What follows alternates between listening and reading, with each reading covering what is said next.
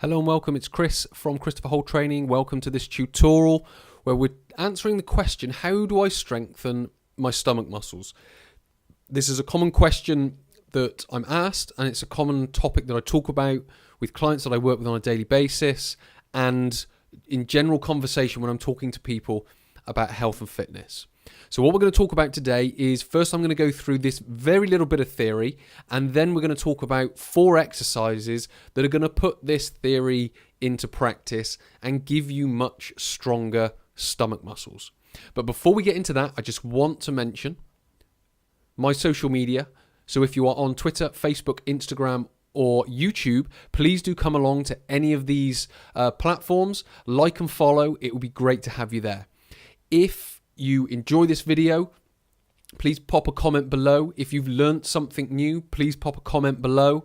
If there's something in this video that you found interesting, please pop it in a comment below. It'd be great to hear your feedback. If you do have any questions, again, pop it in the comment box below. So what we're going to do is we are going to get straight into how do I strengthen my stomach muscles. Well, first of all, there's 3 points that we need to cover. The first one is the whole is greater than the sum of its parts.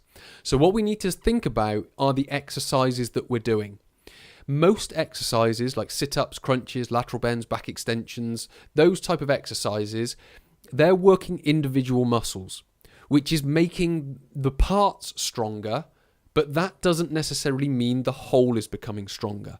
So what we need to do is we need to think about exercises that are going to make the whole stronger. And that's what those 4 exercises are all about in the next 4 slides. Then we come on to point number 2, which is hoop stress. Now, what we want to be doing, which is the next part of the whole is greater than the sum of its parts. If I bring your eyes down to this diagram here, you've got a cylinder. Now, let's just imagine your torso is this cylinder. Now, obviously, the cylinder would need to be upright for it to be your torso, but for the purposes of this diagram, or for the purposes of this demonstration, it's going to be horizontal. Now, when we brace our abdominals or contract our abdominals, certainly when we sneeze, what happens is we get an intra-abdominal pressure, which is creating these hoop stresses on the outside. Now, what needs to happen is the muscles need to be able to hold your torso together. Otherwise, it can get blown apart.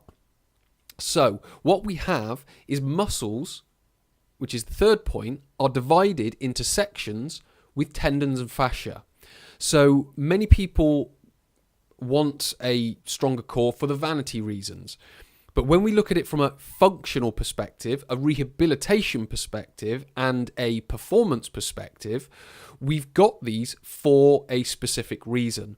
And it's to keep your core held together so it can hold against greater forces. So when we're talking about the whole is greater than the sum of its parts, it's for a very specific reason. It's so we can move more weight. It's so we can move faster. It's so we can be more explosive.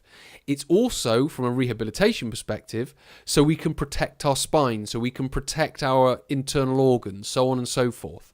So what our core is trying to do is brace and hold tight so it can work against hoop stresses, and how it does that is that the muscles are divided into sections with these tendons and fascia.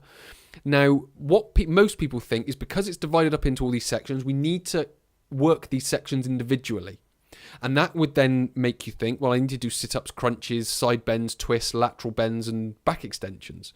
But that's not the case, because as we found out, the whole is greater than the sum of its parts. So we need to find some exercises that can work the whole rather than the parts. And that's what we're going to talk about in the next 4 slides, which are the 4 exercises that are going to help you do this.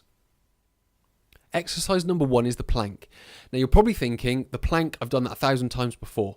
But have you done it in a way that is progressing it, that is challenging you? Because if you're just doing a 1-minute plank, a 2-minute plank, a 3-minute plank, that's going to have its uses up to a point. Now, if you are up to, let's just say, 1 minute in a plank, if you can do that, you need to be thinking of ways that you can start progressing that plank. Now, one great way that works the whole over the parts is if you come into this position, so the normal plank position, but let's have your feet slightly wider, your elbows slightly narrower, so you've got a stronger base, and then what you're going to do is you're going to lift this arm off the floor and pop it across your lower back. And then you're going to put it back down, and then you're going to change onto the other side. All the time, keeping your hips centered. So don't let yourself weight shift from side to side, and don't let your hips rotate clockwise or anti-clockwise. So they've got to stay centered. So you can start by using, if you're able to hold a plank for, let's just say, a minute, you can start progressing it. If you can't hold yourself a plank for a minute yet, work up to a minute. Start building that endurance in the core. If you're having trouble with the plank and you're starting to get back pain after 15 or 20 seconds, then what you do is you do it in small intervals. So you might go for 10 seconds with a 5-second break, another 10 seconds with a 5-second break, and another 10 seconds with a 5-second break. So what you've done is 30 seconds worth of plank with 5-second, or with 3 10-second planks, which is a 30-second plank, but with 5-second breaks in between.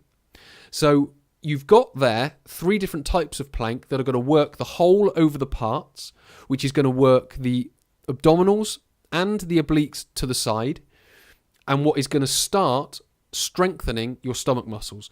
What we're now going to do is talk about exercise number 2, which is the side plank. Now again, the side plank, you've probably done it before, but have you done it in a way that is working more muscles? Have you done it in a way that is challenging different areas of the core?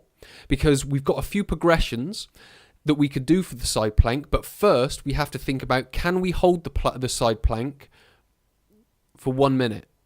So can we hold it there for 1 minute? Can we hold it there without the shoulder aching or without the lower back starting to ache? If we can hold it there for a minute, then we can start adding some progressions. Now with regards to progressions, we can add 2 in. So what we can focus on is what the feet are doing. So we could start in this position, and then what we would do is we would lift one foot and put it on top of the other foot. And then we would lift it off again, put it in front, lift it back on. And we might do that 6 times. So we might do a leg lift. And then we would do that 6 times, swap over and do it the other way. Or what we can do is we can focus on what the shoulder's doing. So we can leave the feet where they are, so they would be split. So the top foot would be in front of the bottom foot, like so. And what we would then do is we would rotate on this shoulder and bring this shoulder down. So effectively we come into a plank, but we don't put the arm down. So we stay with one arm on our side and one arm on the floor. So we rotate down and then we rotate back. But all the time, we keep the hips and the shoulders aligned. So we don't come down with the hips first and then let the shoulders follow. And we don't come down with the shoulders first and let the hips follow. The hips and the shoulders come down at the same time. We roll around onto the toes. So at the moment you can see me and I've got heel and toes on the floor. But what I would do is I would rotate my foot up. So it would be heel up here and then toes down here like so. So we've got a leg lift and we've also got a rotation. So again, we've got 1, 2 progressions. Now what that's going to do, the leg lift is going to involve more of the hip, and the rotation is going to involve not only the obliques, but as you roll round, it's going to involve rectus abdominis in the middle and also the obliques on the other side of the core. So again, we're focusing on that. The whole is greater than the sum of its parts, creating more hoop stresses and using the muscles, the fascia and the tendons all working together. So now it's time for exercise number 3. The shoulder bridge is exercise number 3. And again, what we are focusing on is the whole. It's greater than the sum of its parts. And what we're trying to do here is the shoulder bridge is a focus on the hip muscles. If it's too much in the hamstrings down here, then we want to be focusing more on contracting the big glute max at the back, so we can ease the pressure on the hamstring. Now, what's going to start happening is we focus on the big glute max at the back, as I've mentioned. We'll also get some activation from the erector spinae group at the back. Now, what we want to try and do is we want to involve more muscles. So we want to try and get obliques. You'll also get QL as well if we use the progression where we go up into a single leg bridge. So we would lift one foot up off the floor, so we would still keep a straight line right through. Now, what we also want to focus on, just like the plank with the arm raise, is keeping the hips centered. So we don't want them moving from side to side, and we don't want them rotating clockwise or anti-clockwise. We want to be keeping them centered in that area. When we keep them centered, not only do you get glute max, you get glute medius, glute minimus, you get erector spinae, you get the QL, and you get the obliques working towards the side. And obviously when you lift one side up, it works one side of the obliques. If you lift the other side up, it works the other side of the obliques. So again, we're focusing on trying to get as many muscles working at any one time. So it's very simple. We just go to a single leg lift. Now, how we would do this is we might do similar to the plank where we use the intervals, is we might do a 5-second lift, and then we would swap legs. We would start that short, and then we would gradually progress the 5 seconds, and we might repeat that 6 to 12 times, which would take us to 30 seconds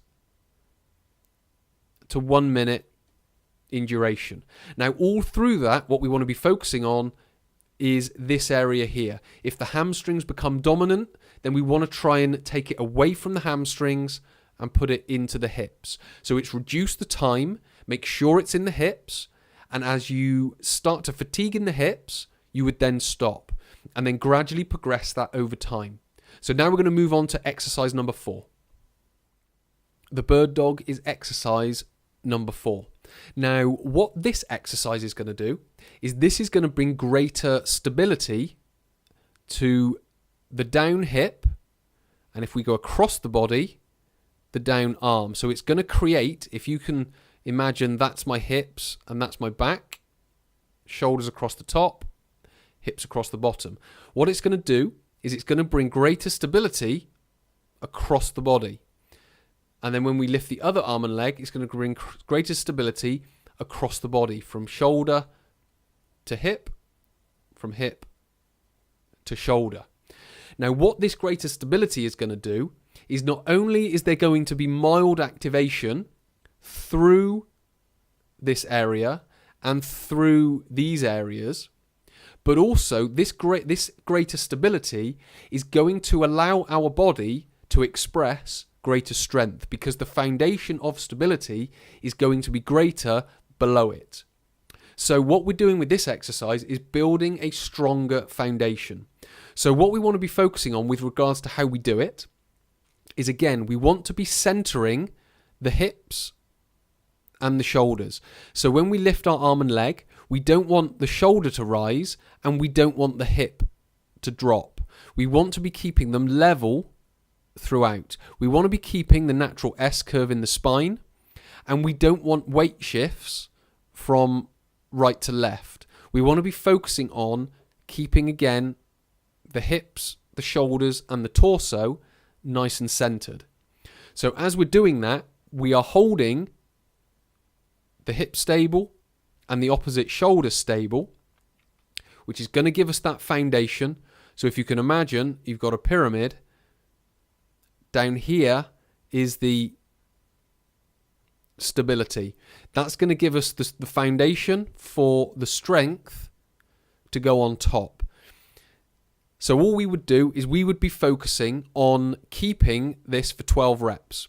We would maybe do a 5-second pause in between, and then as we start to progress, we would bring our hands and our knees closer together, because we would start shoulder width apart, and then we would gradually bring them closer together as if we're on a tightrope. So that is my recommendations for how to strengthen your stomach muscles using 4 exercises that covers the whole that is greater than the sum of its parts, that creates more hoop stress, that allows the muscles, the ligaments, the muscles, the tendons and the fascia to work as one unit, that can make your stomach muscles and your whole torso that much stronger. Now, if you've come this far, you've probably noticed there is a URL at the bottom. This will take you to a free download for the 4 best core exercises. And what you'll get from this is a 14-day micro workout, and you'll be able to progress naturally because all the guidelines are within the micro workout. So you'll know what to progress, how to progress, when to progress, and you'll know the different things to do if you've watched this video by bringing your hands close together, by lifting an arm up, by putting a rotation into a side plank, or lifting a leg in the shoulder bridge. So hopefully this has been helpful. Hopefully it's given you a better guide and a protocol into strengthening your stomach muscles. So many thanks for watching. My name is Chris from Christopher Holt Training. I'll speak to you in the next tutorial.